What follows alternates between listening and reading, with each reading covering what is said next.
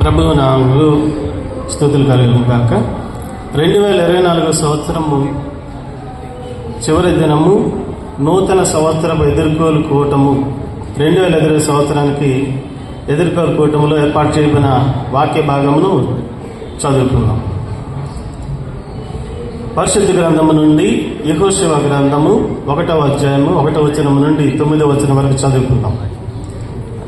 యెహోవా సేవకుడైన మోషే మృతి నొందిన తరువాత యెహోవా నూను కుమారుడును మోషే పరచారకుడునైన యెహోషువకు ఈలాగు సెలవిచ్చెను.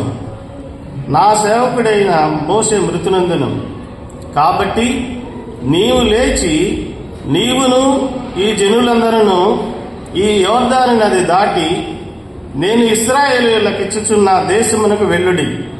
నేను మోషేతో చెప్పినట్లు మీరు అడుగుపెట్టి ప్రతి స్థలమును మీకు ఇచ్చుచున్నాను.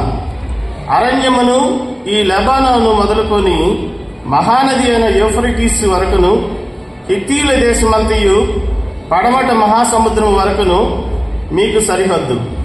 నీవు బ్రతుకు దినములన్నిటిను ఏ మనుష్యుడును నీ ఎదుట నిలువలేకయుండును. నేను మోషేకు తోడయుండునట్లు నీకును తోడయుందును. నిన్ను విడువను ఎడబాయను. నిబ్బరము కలిగి ధైర్యముగా ఉండును. వారికిచ్చిదినే నేను వారి పితరులతో ప్రమాణము చేసిన ఈ దేశమును నిశ్చయముగా నీవు ఈ ప్రజలు స్వాధీనము చేసేదవు. అయితే నీవు నిబ్బరము కలిగి జాగ్రత్త పడి బహుధైర్యముగా ఉండి నా సేవకుడైన మోషేనికి ఆజ్ఞాపించిన ధర్మశాస్త్రం అంతటి చొప్పున చేయవలెను. నీవు నడుచు ప్రతి మార్గమున చక్కగా ప్రవర్తించినట్లు నీవు దాని నుండి కుడికి గాని ఎడమకు గాని తొలగకూడదు.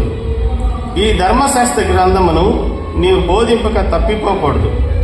దానిలో వ్రాయబడిన వాటన్నిటి ప్రకారము చేయుటకు నీవు జాగ్రత్త పడినట్లు దివారాత్రము దాన్ని ధ్యానించిన ఎడల నీ మార్గమును వర్ధిల్ల చేసుకుని చక్కగా ప్రవర్తించదవు. నేను నీకు ఆజ్ఞ ఇచ్చి ఉన్నాను కదా. నిబ్బరం కలిగి ధైర్యముగా నుండము, దిగులు పడకము, జడియకము. నీవు నడుచు మార్గమంతటిలో నీ దేవుడైన యెహోవా నీకు తోడై ఉండును. దేవుడు నాకు అవకాశం ఇచ్చినందుకు దీనికి వందనాలు చెల్లిస్తున్నాను. అలాగే సంఘ కాపరి గారికి, సంఘ ఎగ్జిక్యూటివ్ కమిటీ, సంఘ కమిటీ వాళ్ళందరికీ వందనాలు తెలియజేస్తూ ముగిస్తున్నాను.